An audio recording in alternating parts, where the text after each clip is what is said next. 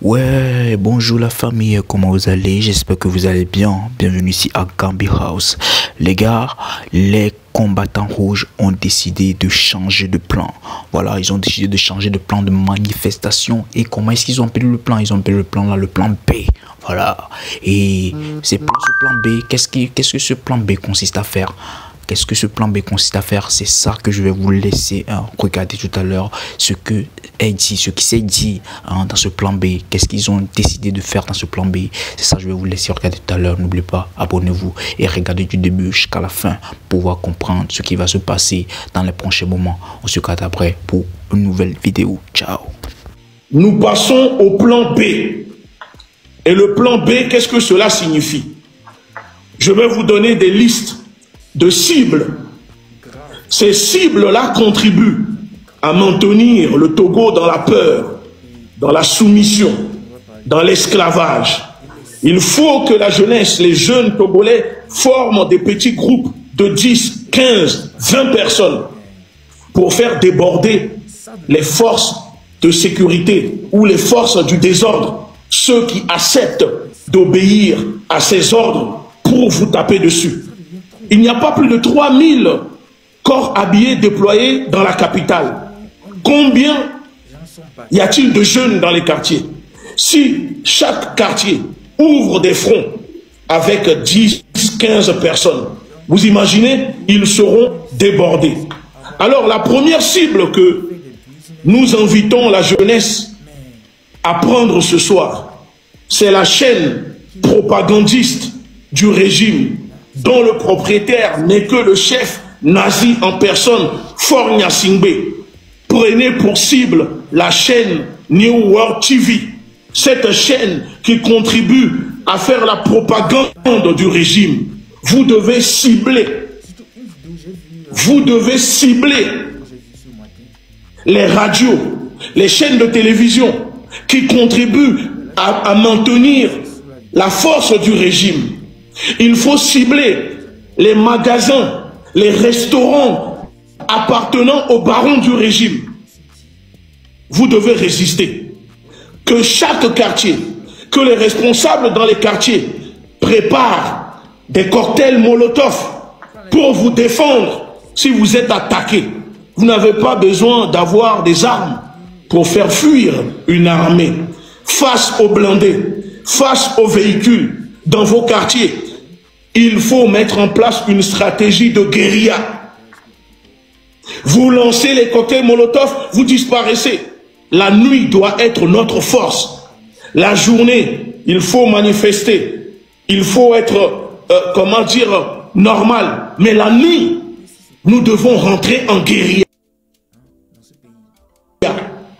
Parce que c'est la nuit qui est notre force. Puisque eux mangent, se réjouissent dans les ténèbres. Il faut combattre les ténèbres par les ténèbres. Alors la nuit, les jeunes doivent s'organiser. Je vous dis, prenez pour cible la chaîne New York TV. Allez les voir. Pourquoi ils sont silencieux? N'est-ce pas eux qui tapent tous les jours sur la Côte d'Ivoire pour dénoncer la Côte d'Ivoire, pour dénoncer Ouattara? Ces journalistes, soi-disant, ne sont pas témoins de ce qui se passe au Togo? Ne regardent pas ce que les jeunes sont en train de faire en ce moment? Ils sont silencieux parce qu'ils sont complices. Ils sont silencieux parce qu'ils mangent avec le régime. Cette chaîne est financée, créée par l'argent du contribuable togolais. Et je vous donne l'information, il n'y a que 5 gendarmes. 5 gendarmes qui gardent les bâtiments de New York TV. Peut-être maintenant, ils vont augmenter le nombre. Mais peu importe. Il faut que ce bâtiment doit partir en fumée. Ciblez là où ça fait mal. Je ne vous dirai pas ici, ne soyez pas violents. Ne soyez pas dans la violence. Non. Parce que je sais qu'aucune révolution ne se fait sans violence. Je dis juste les règles, les consignes. On n'attaque pas les femmes. On n'attaque pas les enfants. On n'attaque pas les parents. Mais tout garçon qui s'attaque à vous, la réponse doit être proportionnée, brutale, écrasante. N'ayez crainte. Comme on dit, au pays des gros cailloux. Le petit marteau peut le casser. Alors, jeunesse togolaise, nous sommes fiers de vous. Le nombre n'a pas d'importance. C'est la stratégie, c'est la motivation et c'est la détermination. Haïti a été libéré face à l'armée napoléonienne par un petit nombre. Dans l'histoire des révolutions, c'est toujours un petit nombre qui gagne, qui écrase. Alors battez-vous, pour votre avenir. Allez arracher ces plats que eux, ils ont dans leur maison. Soit c'est la liberté pour tous, soit c'est la liberté pour personne. Et si eux ont le droit de manger 3 repas par jour, alors le peuple aussi a le droit de manger 3 repas par jour. Si ce n'est pas le cas, personne ne mangera au Togo. Et si le Togo doit devenir un enfer sur terre, que le Togo, que cela soit ainsi. Parce que après tout, vous, la majorité, vous vivez déjà en enfer depuis 60 ans. Un camp de concentration, une prison à ciel ouvert. Mais eux, ils n'ont pas l'habitude. Alors transformez le pays en enfer pour eux. Et vous verrez qu'ils ne vont pas tenir. Merci beaucoup. Et voilà, gars, j'espère bien que vous avez regardé, vous avez écouté. Voilà, c'est ça le plan B que les combattants rouges ont décidé de faire. Voilà, à partir de maintenant, c'est le plan B là qu'ils ont décidé de poursuivre. Maintenant, il n'y a plus marche pacifique. Non, maintenant, ils ont décidé de faire la violence, et gars. Gars, c'est bien de faire. En fait, la marche pacifique, je sais bien que ce qui s'est passé hier, ça a beaucoup touché beaucoup de personnes. Voilà, ça a beaucoup touché beaucoup de personnes.